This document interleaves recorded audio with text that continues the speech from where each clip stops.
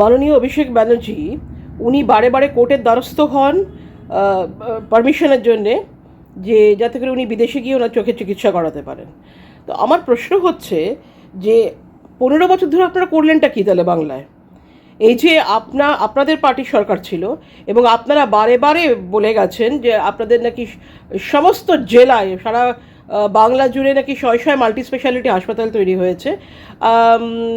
আপনার পিসি বারবার করে বলে গেছেন, যিনি তৎকালীন মাননীয় মুখ্যমন্ত্রী ছিলেন মমতা ব্যানার্জি, উনি বারবার করে বলে গেছেন যে প্রত্যেকটা জেলায় বাইরে যাওয়ার দরকার নেই, আমরা এখানে অনেক হাসপাতাল করেছি, মাল্টি স্পেশালিটি হাসপাতাল তৈরি করেছি, যেখানে সমস্ত অত্যন্ত ভালো সমস্ত ডাক্তাররা রয়েছে, অত্যন্ত ভালো মেশিনারিজ রয়েছে এবং সব রকম প্রসিডিওর এখানে হতে পারে, যুগান্তকারী প্রসিডিওরস হতে পারে, বাইরে যাওয়ার কোনো দরকার নেই, এমনকি পশ্চিমবাংলার বাইরে যাওয়ারও কোনো দরকার নেই।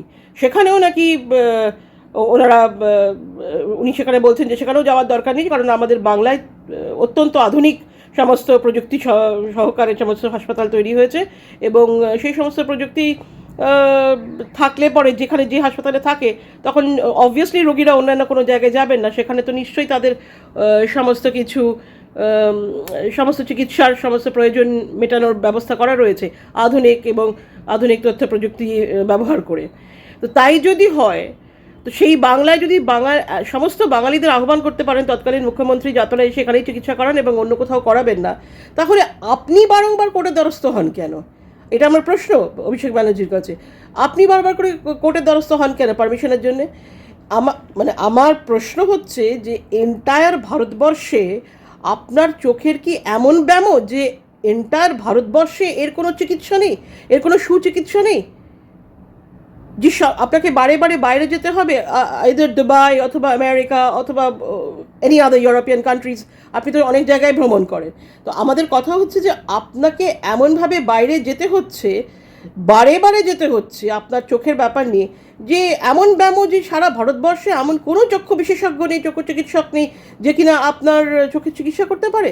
এত যুগান্তকারী প্রসিডিওরস হচ্ছে, এত যুগান্তকারী চিকিৎসা হচ্ছে আমাদের ভারতবর্ষে, সেখানে কোনো ভাবেই আপনি, আর আপনারা তো নাকি মাটি মানুষের সরকার, আপনাদের তো বারে বারে বিদেশ ভ্রমণ করার মতো এত সমস্ত ঐশ্বর্য আপনাদের কাছে আসে কোথা থেকে? এত আপনারা অ্যাফোর্ড করেন কোথা থেকে? কোন জায়গা থেকে আপনারা অ্যাফোর্ড করেন? এত আপনাদের কীভাবে আপনাদের এত অর্থ কোথা থেকে আসে যে বারংবার আপনারা বিদেশ ভ্রমণ করছেন, কথায় কথায় বিদেশ ভ্রমণ করছেন চিকিৎসার জন্যে, আদারওয়াইজ এমনি বিভিন্ন কারণে? কোথা থেকে আসে আমাদের জানতে ইচ্ছা করে যে এত টাকা। বিশেষ করে একটি সরকার ছিল, সেই পার্টি নাকি মাটি মানুষের সরকার, গরিবদের সরকার, শ্রমজীবী মানুষের সরকার। তো তারা এত টাকা কোথার থেকে আপনার সোর্স অফ ইনকামটা কী আছে যেখান থেকে আপনি এত টাকা পয়সার ব্যবস্থা করতে পারেন যে বারংবার আপনি বিদেশে যাত্রা করতে পারেন? আমি বুঝি না কোর্টও কেন জিজ্ঞেস করে না, কারণ এগুলো তো পাবলিক ডোমেইনে থাকার কথা। আপনারা তো পাবলিক ফিগার, আপনাদের তো পাবলিক ডোমেইনে থাকার কথা, যে আপনাদের কাছে এত টাকা পয়সা আসে কোথা থেকে? কোর্ট কেন জিজ্ঞেস করে না, বা এই ধরনের প্রশ্ন কেন করেন না? আমার মনে হয় সাংবাদিকদেরও জিজ্ঞেস করার কথা এবং তাদেরও জিজ্ঞেস করা উচিত, কোর্টের জিজ্ঞেস করা উচিত, বিভিন্ন প্রশাসন থেকে জিজ্ঞেস করা উচিত যে এত টাকা পয়সা আপনারা অ্যাফোর্ড করেন কোথা থেকে? What is your source of income? যে আপনি এত টাকা পয়সা, কখনো আপনি চার্টার প্লেনে ঘুরছেন, কখনো হেলিকপ্টারে ঘুরছেন, কখনো প্রাইভেট প্লেনে যাচ্ছেন, কখনো আপনি বারংবার আপনারা বিদেশ সফর করছেন, চিকিৎসার জন্য করছেন, এমন চিকিৎসার দরকার যা আপনি সারা ভারতে নেই, আপনাকে বাইরে থেকে গিয়ে চিকিৎসা করাতে হবে। কেন? এগুলোর কী দরকার? এবং আপনাদের সোর্স অফ ইনকাম কী যে এত এত এত ব্যয় আপনারা করতে পারেন? আপনাদের আয়টা কী?